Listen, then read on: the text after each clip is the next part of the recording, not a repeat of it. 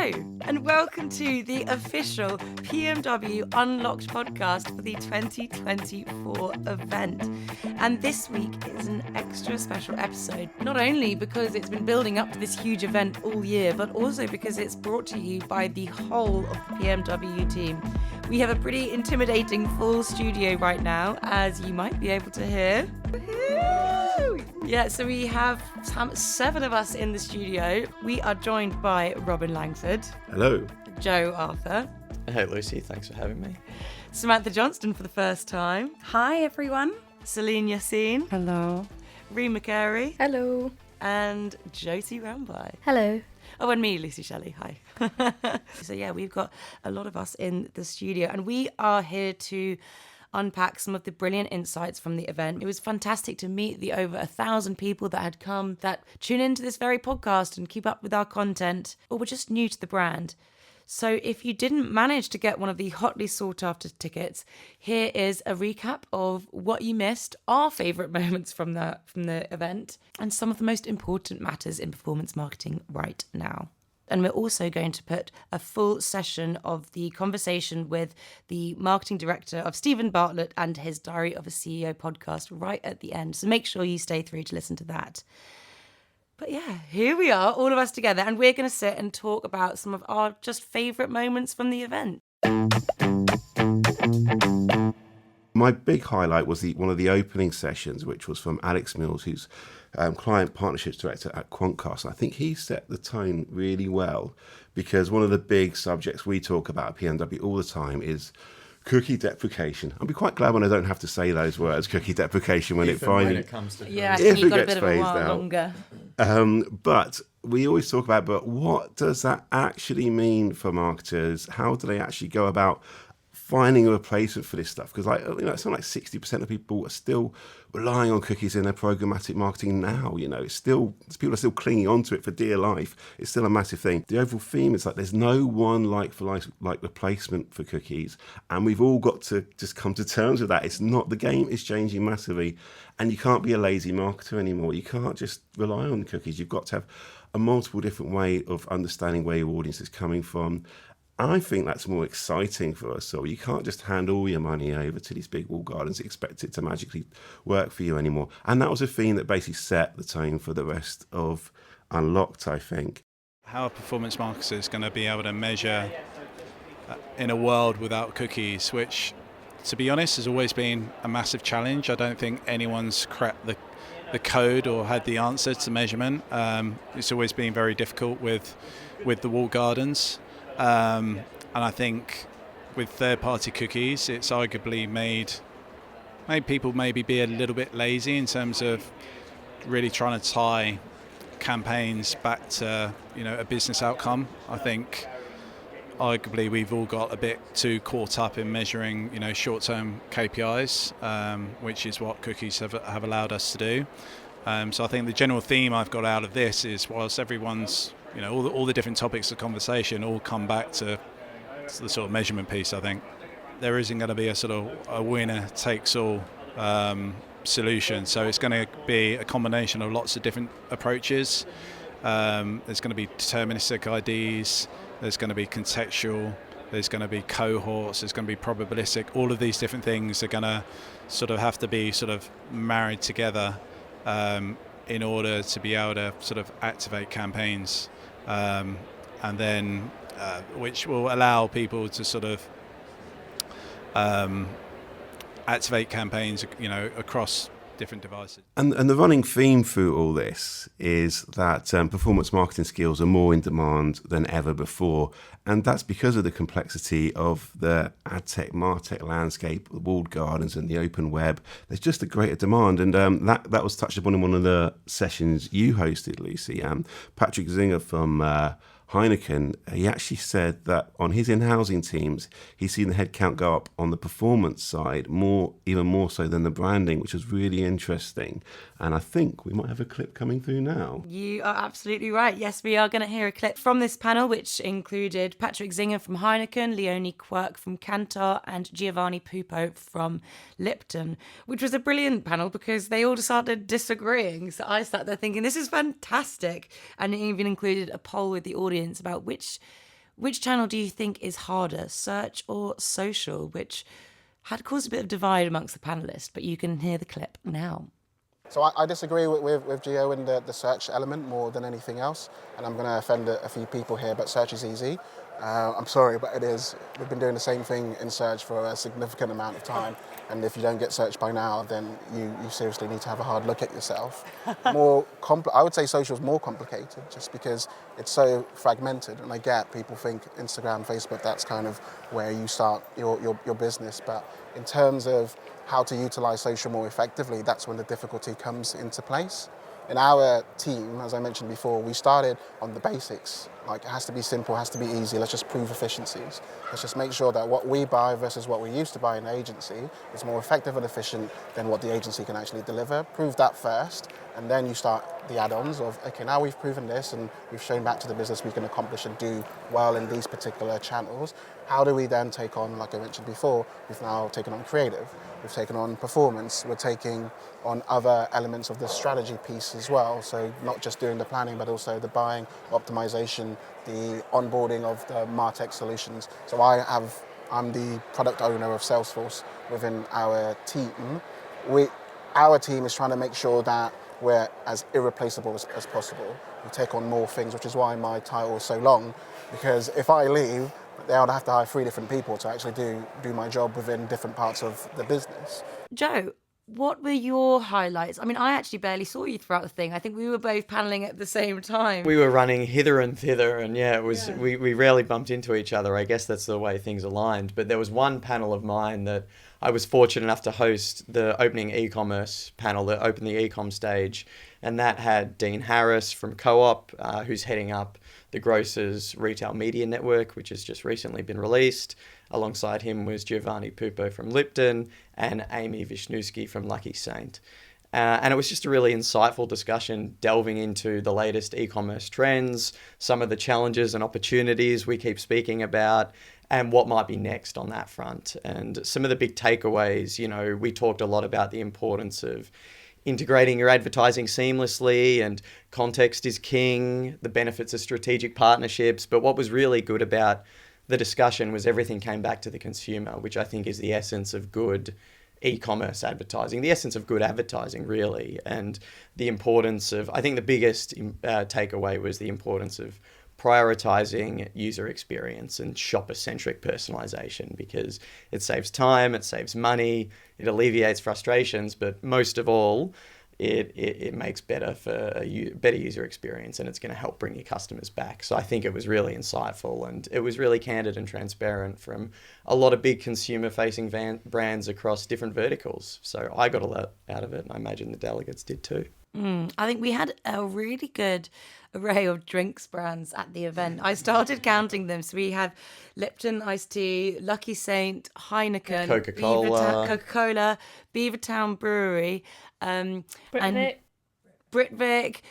I mean, there's so many. And also, we had a final session closing from John Thornton from Surreal Cereal, who used to work at Innocent Drinks, and he bumped into his boss, which is quite interesting, because remember when he was at Innocent, he did this, crazy marketing and was always getting into trouble. So I think he was a bit like, oh God, I didn't expect to see you here. So that was a nice, ghost from the past.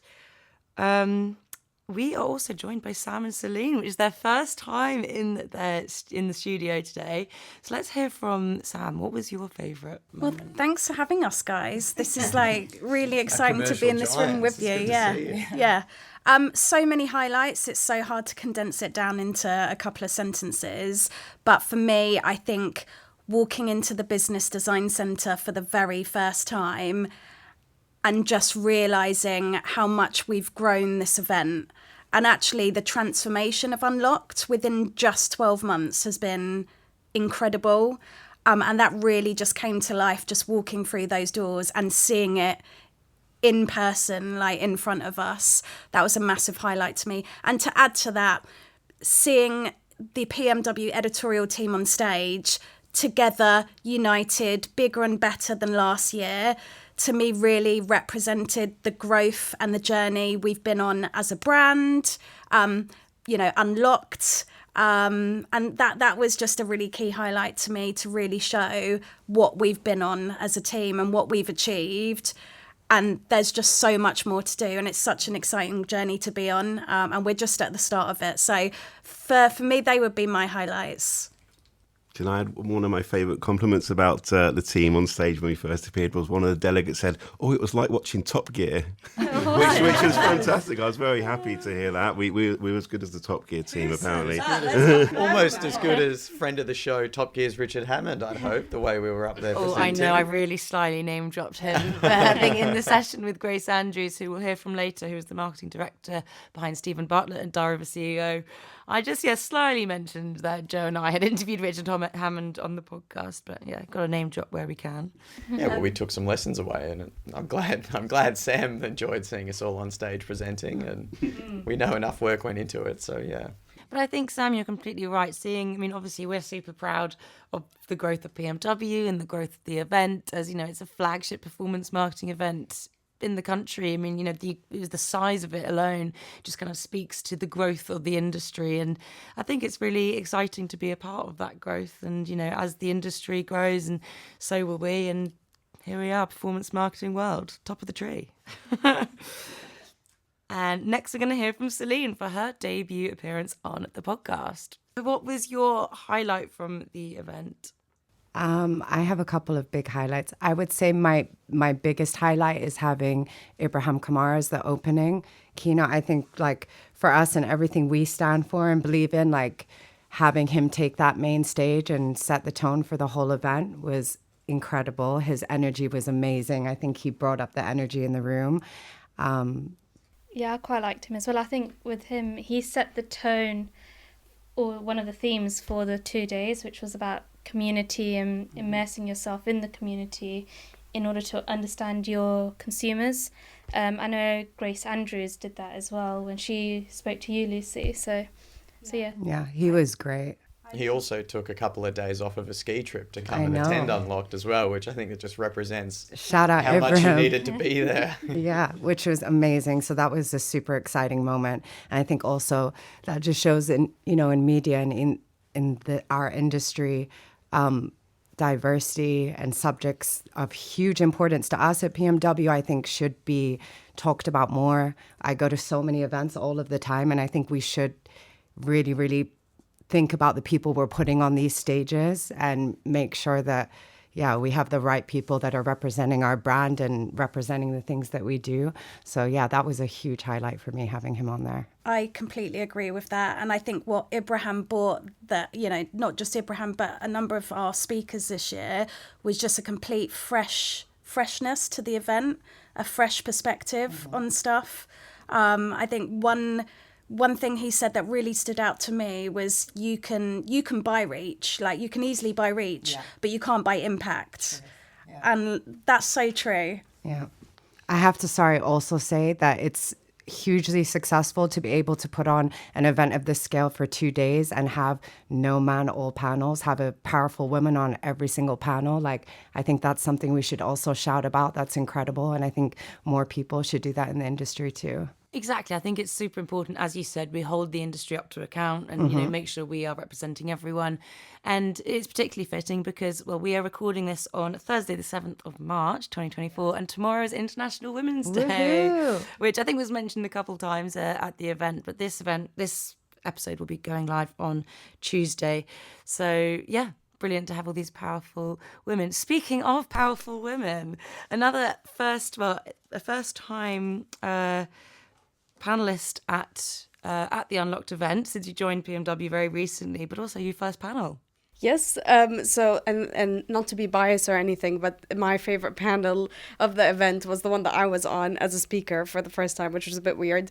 But it was the Gen Z one, and it featured Imogen Insight's co-founder, Jay Richards, Condé Nast's Director of Global Product and Design UX Research, Lisa Payne, and GoPuff's marketing assistant, Tulsi Dalal. Actually, when we were in the speaker green room, right before we went on stage, we discovered that me and Linda have both never done a panel where we're the speakers, so it was nice to have that connection. But I really enjoyed it because I think it had a similar theme to Ibrahim Kamara's keynote, which was about how to be part of that community and how do you really immerse yourself? And I think with Gen Z, a lot of the misunderstandings from brands is the fact that they think that they could just speak at them or pretend like they understand what kind of content they engage with, but they're not actually having people in their team that are Gen Z that can actually tell them what they want to see.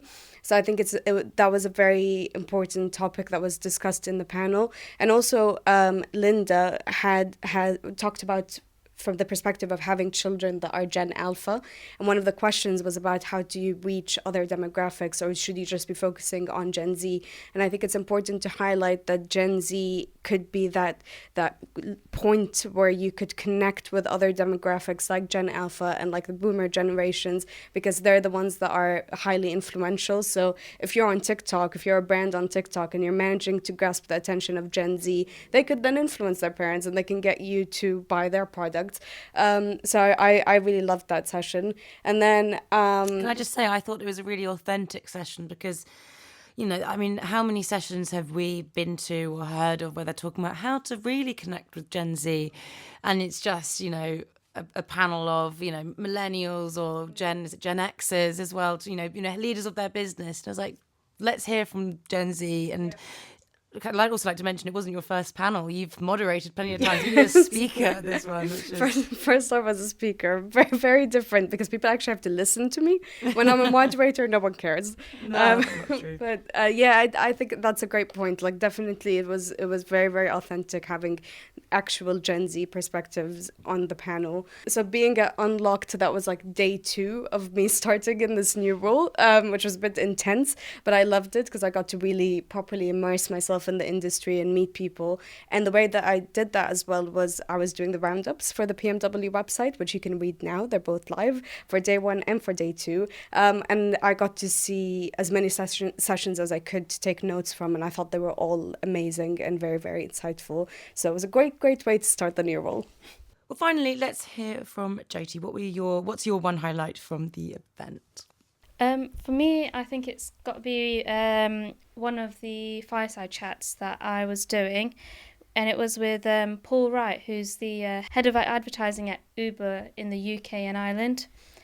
So the session was all about commerce media, but it was quite an interesting chat because Uber has entered the advertising world, and it's only been about 18 months, and they've done some really interesting things. So one of the topics we talked about was data and the use of first-party data and how Uber is actually using their data. So one of them is ride data. So they look at how people or where people are travelling to.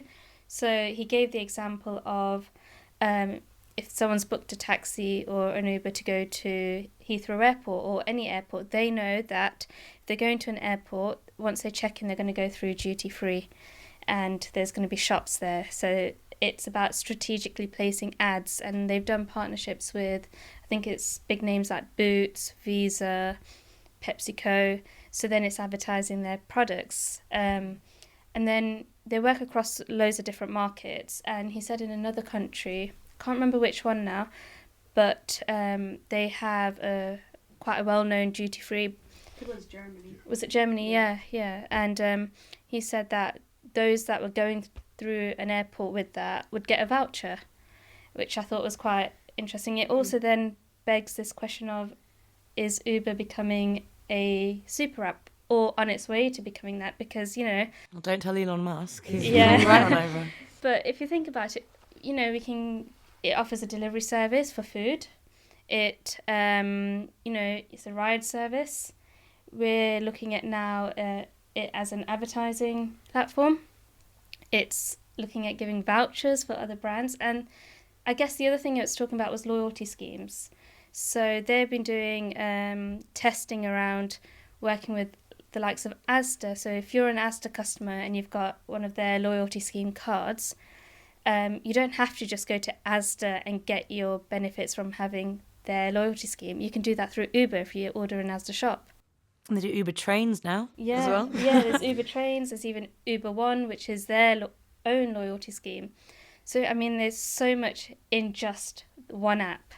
So they're really good at recognising consumer touch points too as well. They really know where to hit you and when. And that was the other thing. I use Uber, I use Uber Eats and Uber, and you don't think about the ads actually, and you don't think about it being very intrusive because it's such a seamless experience. So I think they've really got that right. I think they're one of the brands that are doing this data value transaction incredibly well. I think, Spotify Wrapped is another brilliant example of where people are really willing to give a lot of their data, location data, because the value they get back in return in terms of either targeted ads or, appropriate content, relevant content, is phenomenal. So yeah, I'm gutted I missed that session, if I'm honest. Well, thank you everyone for joining this mega jam-packed, stuffy, studio-filled episode for the PMW Unlocked 2024 conference. Thanks very much for joining me, guys. Woohoo! Thank you, Lucy. Until next time. Thanks, Lucy. No problem. And we will now hear the entire conversation with Grace Andrews, Marketing Director of Steven Bartlett and Diary of a CEO, where we will talk about how to grow a community engaging with an audience of such a huge size and also how to fail properly. But before we get to hear the conversation with Grace Andrews, there's a little something that I would like to say. And that is, I would like to say a massive thank you to you, our listeners. And no, this isn't a shout out like this morning to, the millions of people that are tuning in every day, but we have a brilliant, devoted following that is growing every single month. And the reason why I'm saying thank you is because this is the last podcast that I'm actually doing for PMW, because I have moved over only a few desks to Campaign Magazine. So hopefully you'll be able to hear me there on their podcast. But this podcast began as Attention Seekers a little over 2 years ago, and it's grown into Performance Marketing Unlocked as we launched the event. And now here we are. We were in the top 20 marketing podcasts only 2 weeks ago. So it's fantastic to see where this podcast has come, and I'm excited to see where it's going to go. So thank you very much for tuning in. Goodbye. I mean, what an incredible job to have. It must be super exciting to sit in that role. I mean, I'm totally biased, but I say I've got the best job in the world. Yeah. It's the people I get to work with, the rooms I get to be in, and the freedom we have to do what we do. Yeah, well, I think the freedom is the most fun part of it. And we're here today to understand how well you know your audience, but also how well does a marketer, how well can you really know your audience? So can you firstly start by explaining to us who is your audience, as vast as it is, and how do you engage with them? So our audience, I think it's a really funny one because we always talk about audience, we talk about the numbers, we talk about the millions, who we reach and all of this stuff, but for me it's all about community. And the difference between an audience and community, you've probably heard this 100 times before, is that an audience are people you talk to, a community is a two-way communication stream and requires a place for your community to belong. And what we're trying to do is cultivate and grow a flourishing community through every piece of content we share, every conversation we have, every event we put on, every show we put out, because community is the most powerful tool in your marketing toolkit if we're thinking about longevity. So for us, audience is fantastic. We're looking to reach new eyes and reach new people with everything we do, but our core premise with every single thing we put out is this feeding our audience in a positive way? Are we adding value? Are we contributing and nourishing their lives? So the difference between community and audience often gets lost with brands. They think they have a community, but actually they have an audience. So there's a real kind of fine line between the two, and it's really important to understand, are you building a community or are you speaking to an audience? Different things. And our community is vast. I think it's really funny, we've had a head of social start with us this week, and he goes, I am so surprised. I thought the Diary of a CEO audience was male, 20-something, entrepreneur, looking to kind of gain value on their journey in their career. The reality is our community is mostly female, is now dominated in the US by the US, so we have a larger US presence than we do anywhere else. And our age range goes all the way heavily from 16 years old all the way up to 70 years old. And it's a real challenge trying to speak to them all. and offer value to that sort of broad range of people. What we do is, that's why our content strategy is built with so many different platforms, because we're going to where our community are, our actual community. We can talk about community audience gap maybe in a bit between actual and perceived audience, but we go to where our audiences are and we speak to them directly and build into their routines and in their lives on the platforms that they're already living on and breathing on. So what that means is we curate our content strategy so that we are trying to speak to this wider range of people, our actual audience, not our perceived audience. And I think that must be one of the biggest challenges, appearing like you are, when you're speaking to your community, you're speaking to that individual person, whilst also speaking to a huge range of people that are so different. And like you said, they're surprises. They're not all a 21-year-old man trying to start a business. So let's talk a bit more about this actual and perceived audience, and kind of at what point do you realise that your audience becomes a community, especially for a brand out there? When do you realise there's a difference, and how are you going to leverage that when you do? I don't think there's a moment you realise that you go, oh my God, I've got a community now, because it's work. It's not kind of a surprise. It's not something that happens overnight. You will know you've got a community when you've got a two-way communication stream. So you're not just sharing and putting out content, or you're not sharing messaging. You're getting reciprocal feedback from your community, and they are very much part of what you're building. It's very intentional. It's not by chance that you kind of land on a community and they're highly engaged with your brand and they are there at your beck and call for whatever you need them for. They're buying your products, they're buying your services, whatever it is. It's a very intentional strategy. I look at some of the biggest beauty brands in the world, fashion brands are doing this phenomenally well, and actually Sephora's biggest marketing spend last year was their budget was dedicated to community building marketing. So it's a huge intentional strategy that doesn't just click your fingers, oh, we've got a community, guys, they're here, they're showing up. It's a very intentional strategy. And this audience gap is something I think about quite a lot, because I have the pleasure of working with a lot of the businesses that come through Dragon's Den. So although I work with Diary of a CEO, we have millions of people in our community, I'm also working with brands who are starting from scratch. And there's often this real gap, I call it an audience gap, between your perceived audience, who you think you're talking to, who you want to talk to, who you want to target, and the actual. So if I'm going in the back end of your platforms, I'm using the social listening tools, I'm digging into who your audience actually are, and there's a gap between who you're trying to reach and who you actually are reaching. And usually that's where we need to kind of start from scratch with your content strategy, from organic, paid, all angles, and go, where did this go wrong? Where's the misalignment come from? And how can we get it back on track so that you feel aligned and you feel like you're speaking to who you want to be speaking to? That happens quite a lot. And it's really interesting to have the feedback from this new head of social who's come from Lab Bible. If his perception is that our audience would be this young male 21-year-old, whatever it is, then what I took from that is going, oh, that's the perception we're giving. Maybe that is the content we're putting out. That is who it is attracting, but that's not who our intentional audience is. So maybe we've got an audience gap that we need to deal with, and we need to go back to basics as well. And I think it's interesting what you say about, part of your role working with the Dragon's Den brands as well, because I know in the audience we've got a lot of brands here, of varying sizes. We've got huge brands. We've got some newer, startup brands as well. And so from the larger side then, such as, the brands that you work with on Diary of a CEO, how can you sustain and grow this connection once you already have it and it's already been so big? Where's the next step? Where does your ambition go after that?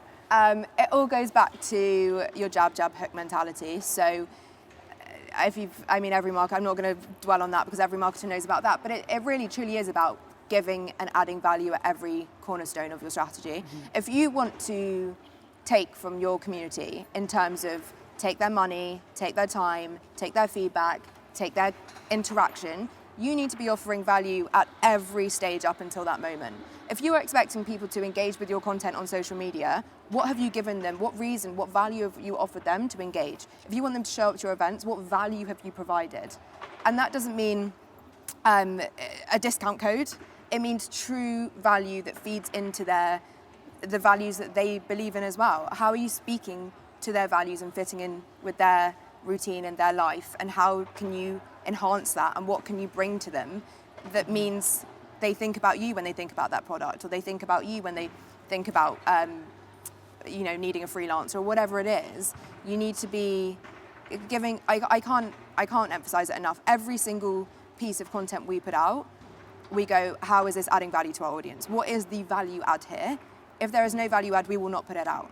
If it's an email, if it's a podcast episode, if it's a live event, whatever it is, whatever channel that it's on, if there isn't an element of value, if there's not education, entertainment, humor, monetary value, whatever it is, then it's not going out, because our whole job and purpose is to cultivate a community that feels like we're adding value to their lives. It was really interesting yesterday. I was speaking with a few of the speakers about how we understand our audiences. And I think it was one of the speakers from Imperial College. He said that he works it out by what problem are we solving for them.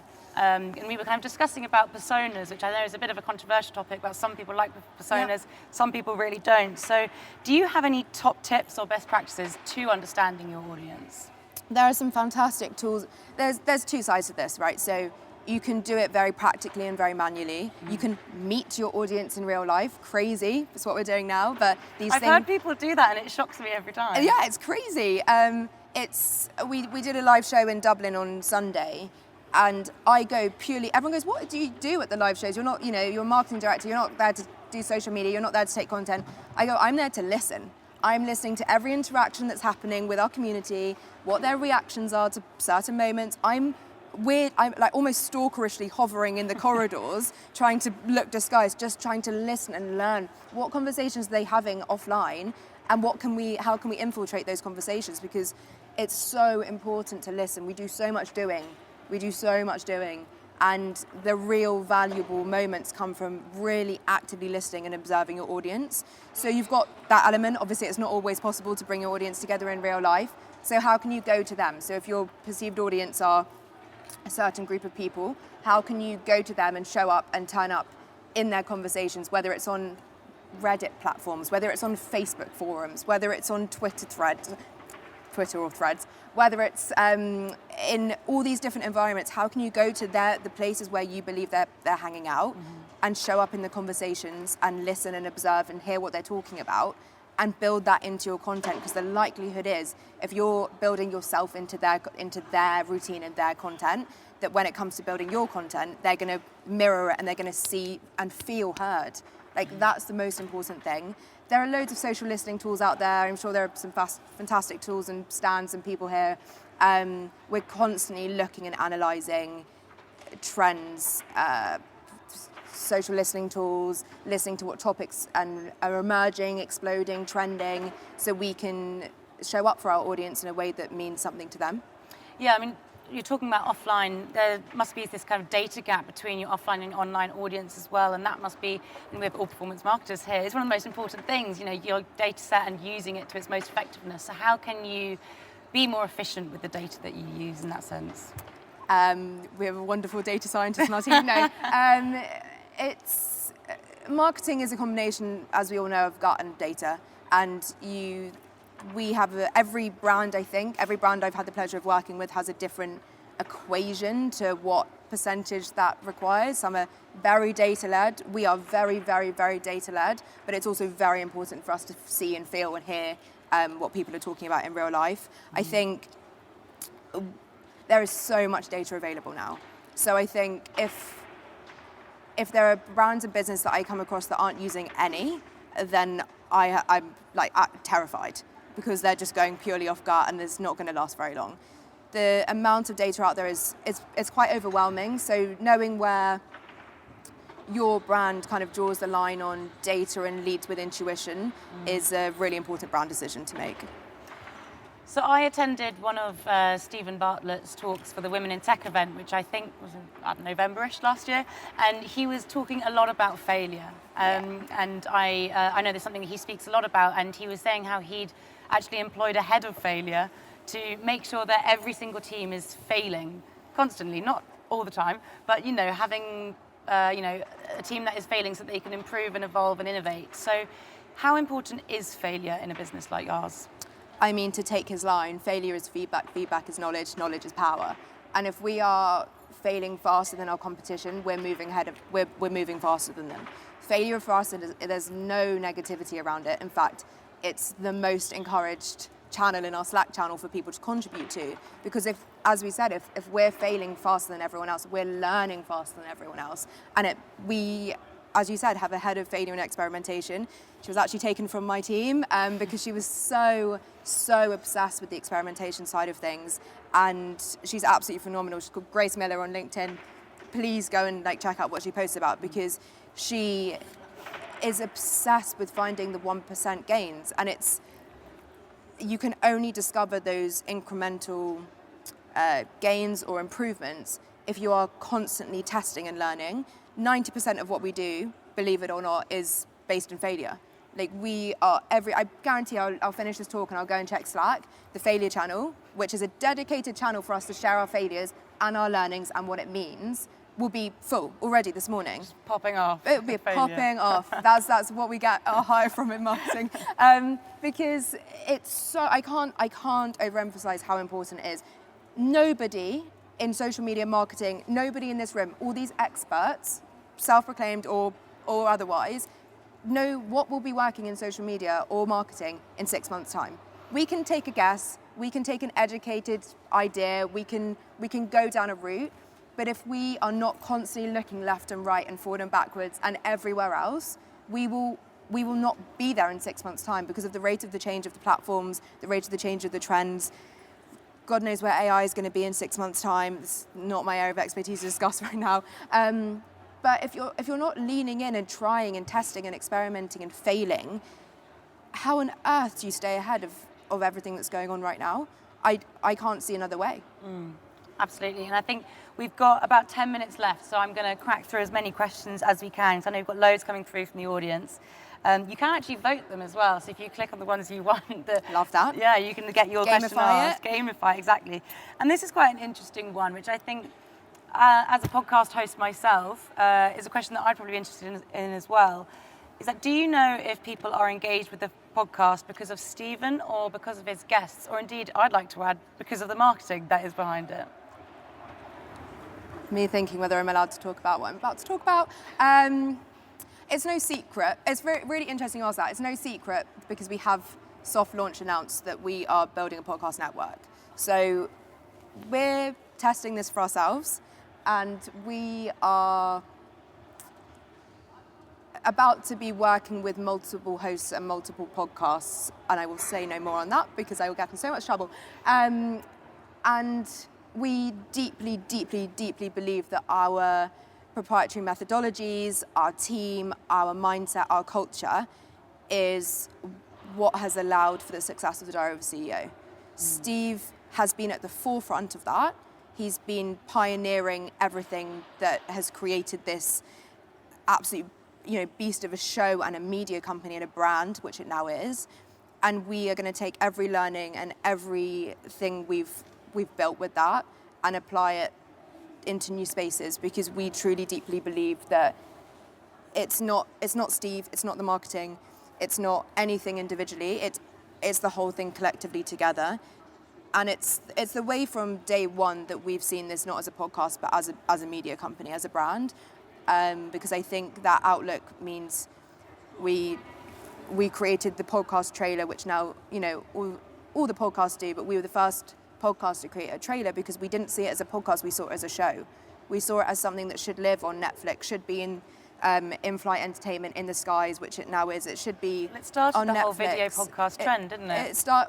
It meant that people looked to social media as a means to grow their podcast, because audio streaming channels, YouTube slightly separate, but audio streaming channels aren't native growth channels. You need to be growing from external platforms. So it's everything. I can't really explain the level of detail and decisions that go into every single episode that goes live. It blows my mind slightly. I mean, we test 100 thumbnails per every single episode. We're not only testing 100 thumbnails, we're testing 100 titles per every single episode. We're not only testing 100 titles, we're testing the way we introduce the person. Do we call them the brain expert? Do we call them the brain doctor? Are they the brain scientist? What is going to get more people to click through? We're testing every single detail that goes into every single podcast episode so that we know when it goes live what is going to be the optimum combination to ensure success for the episode. So it's all of those things. It's all of the methodology that we've kind of created and pioneered behind the scenes that we believe is going to allow us to do it over and over again.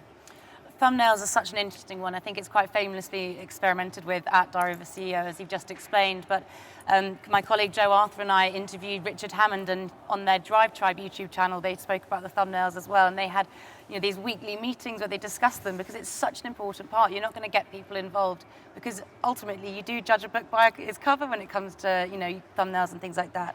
But one of the most liked questions after I said you can like them, it's really gone quite far, is about the tools and the testing that you did to experiment with these things. So what tools do you use for social listening? But any other tools for testing as well, I think would be interesting for the audience to know. Of course. So specifically, if I'm looking at the process from sort of beginning to end, from the research through to the execution, we are using, here we go, commissions can be welcomed. Brandwatch is our kind of end-to-end platform for everything from social listening through to posting, caption writing, scheduling, analysis. I've tried a few. That's the best one for what we're doing right now. I also love Sprout Social. I love all sorts of caption writing tools. My favorite one is Flick AI. So in terms of that side of things, in terms of identifying emerging topics and trends, exploding topics, CrowdTangle. What else are we using a lot of? SEMrush. Answer the Public is always a lovely place to start. I think there's a free aspect to it. You can type in keywords and understand what the top search questions on that topic are. So it's really helpful for content creation or creative ideation for campaigns or whatever. It's a great way to really, truly understand your actual audience. I think this is a really interesting question, which is how do you maintain a long-term view on your strategy when constantly looking at short-term results from your learnings? I think it's a great question. I think there's, how we personally do it is my responsibility as marketing director, which is probably the case across a lot of brands, is I'm looking at the next 6 months, I'm looking at the next year. That's my job. My job is to piece all of the pieces of my team together and get them all going in one same direction, strategy, whatever you want to call it. I hate that word. And moving together cohesively in the same direction. My social media managers are obsessed with the day-to-day. So they're looking day-to-day, what's happening, what the learnings are, what's performing, what's trending, how can we be reactive, and they're in it. So I see it as a two-role situation. I think it's very hard to be working in the business and working on the business, and we separate kind of those two roles out, and it works well for us. Yeah, you've got to, it's the long and the short of it, isn't it? You've got to think both in those kind of senses. This is a question which is more about you, actually, which is how do you self-improve in your own role? Great question. I'm obsessed with learning. I think my learning started, as many will say, when I left university, and I get to learn every single day within my role, but I also prioritize, and this sounds crazy, 30 minutes every single day to learning in the morning about my industry, because it's the only way in social media marketing that you can stay ahead. If you slip for 2-3 weeks, you've missed new AI tools, you've missed new platforms, you've missed platform updates that completely change the algorithm. We had a call with TikTok yesterday. They said, forget about your short clips. We want photos and we want over 10 minutes. That's what we're going to push, get them out. If I hadn't joined that call 2 weeks ago, TikTok for me was the short form platform. That's what I've been told it is. It happens that quickly, and the changes are so rapid. The rate of change we're seeing right now is faster than it's ever been. And you have to, if you want to stay ahead, you have to commit to the learning and prioritize that time. So learning for me is maybe I'm reading a report, maybe I'm reading a book, maybe I'm watching a YouTube video. There is so much information on YouTube. We often get asked about, which is very flattering, both Steven and I are the team, for mentorship. Let the internet be your mentor. There is so much information out there. It baffles me that people sit back and wait for the right person to come around to mentor them. Mentor yourself. Do you know what I mean? It's crazy. But the So I prioritize every 30 minutes every morning. It's perfect timing for my commute, so that works really well for me. And we have a channel on Slack as well called Staying Ahead. So we are committed as a team to staying ahead of the curve by contributing everything we see into this channel, because there's going to be stuff we miss. Things, how many updates are there a day in the marketing, news, podcast world? Hundreds if not thousands. So it needs to be a culture where you're all committing to prioritizing learning and staying ahead if you really want to win. Thank you. And yes, this question is actually talking more about the failure and the experimentation that we were speaking about earlier, which is how do you encourage failure in a results-based environment, which I think you did touch on. But this person has said, we have strict targets each year, and our sales, the pressures from sales and our colleagues don't necessarily allow us to do this. We see our sales team terrified of failure, which I can understand. 100%. It's not it's a positive word, but yes, what advice it has would to you come give from there? it has to come from above. I think it's very I'm very lucky to sit here and go, we love failure. It's really encouraged because, of course, in so many environments where you need to meet targets, you have a leadership who don't maybe fully understand the benefit to leaning into failure. I totally get it. My advice for bringing stakeholders into understanding failure is always bring them the full picture. So bring them in on the case studies from other businesses who have tried different things and experimented. Get them to read The Slight Edge and understand marginal gains theory and how the 1% really, really, really can stack up. And try and create an environment where you're not going, I'm going to fail and try and do all these things to fail every single day, but going, I'm going to experiment with this idea that I think could have the potential to boost our sales by X%. Do I have the freedom to test it? And go in with ones that aren't going to be hugely costly at the start. So no failures that are going to cost the company hundreds of thousands of pounds or missing your targets, but maybe it's a tweak and it's bringing them in on the start of an experiment that you can demonstrate could potentially fail, but also could potentially be a huge success. And it's about bringing them on the journey from beginning to end and presenting the whole picture, not just, I'm going to go and do this and it might fail, because it's alarm bells. It's absolutely alarm bells. Speak their language. In the same way, if you're trying to get buy-in for anything, speak their language and go to them with the full picture. Yeah, absolutely. It's all about the, testing, the learning, failing, but then working out why you failed. And what that learning can mean for you.